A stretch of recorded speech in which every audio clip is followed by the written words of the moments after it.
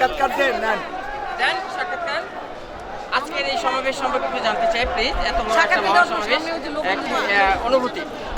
আজকে বাংলাদেশের অবিসংবাদিত নেতা, তারুণ্যের অহংকার, শহীদ রাষ্ট্রপতি জিয়াউর রহমান, বাংলাদেশের স্বাধীনতার ঘোষক শহীদ রাষ্ট্রপতি জিয়াউর রহমান এবং তিনবারের সাবেক প্রধানমন্ত্রী দেশনেত্রী বেগম খালেদা জিয়ার সুযোগ্য সন্তান, বাংলাদেশের 18 কোটি মানুষের হৃদয়ের স্পন্দন দেশ নায়ক তারেক রহমান বাংলাদেশে আজকে আগমনকে ঘিরে লক্ষ লক্ষ মানুষের সমাগম আজকে হচ্ছে, বিশেষ করে ঢাকা 16 আসনের।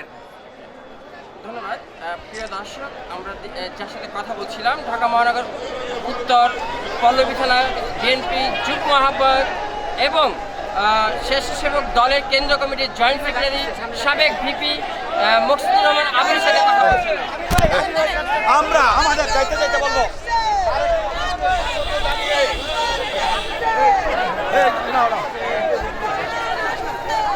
মাটি কাঁপছে।